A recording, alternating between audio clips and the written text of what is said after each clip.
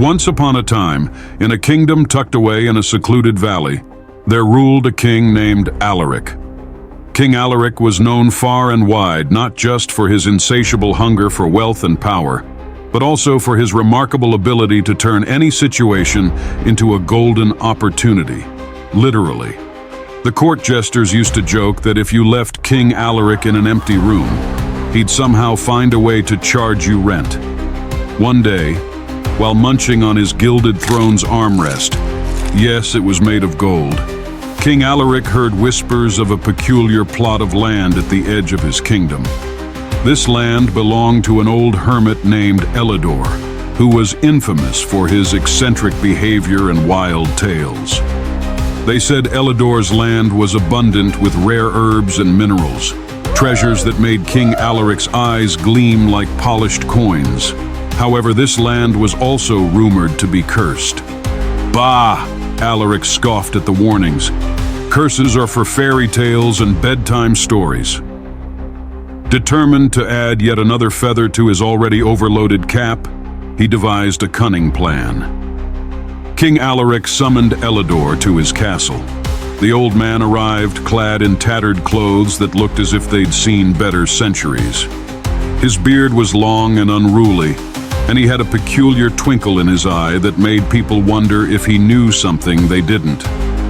"Good Elidor," the king began, his voice as smooth as buttered silk.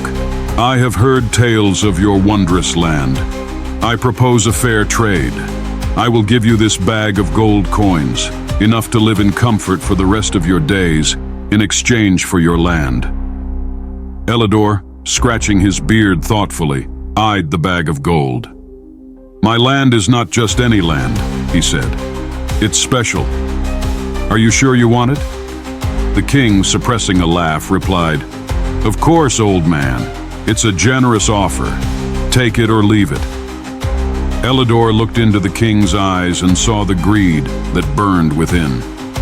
With a weary sigh, he accepted the gold and handed over the deed to his land. As he did, he muttered under his breath, "You'll get more than you bargained for." Aleric wasted no time in claiming his new acquisition.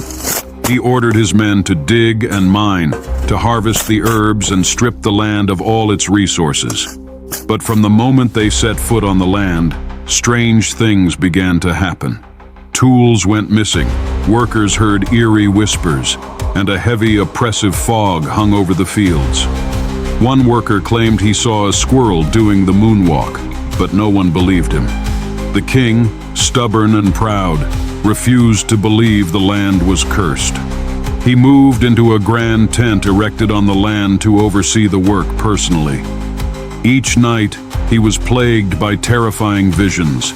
Shadowy figures danced around his tent, and disembodied voices echoed through the night, whispering secrets of madness and despair.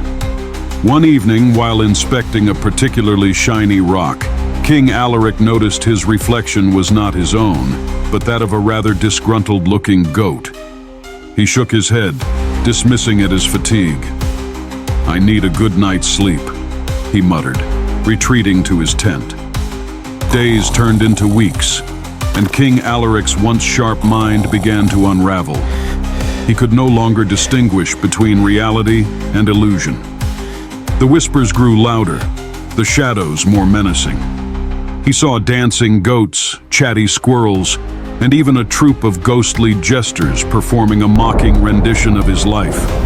One stormy night, as lightning crackled across the sky, King Aleric finally broke. He ran from his tent, screaming and tearing at his clothes, raving about unseen horrors. His guards watched in helpless horror as their once mighty king descended into madness. Abandoning his kingdom, Aleric wandered the land, a wild gleam in his eyes, his regal garments replaced by rags.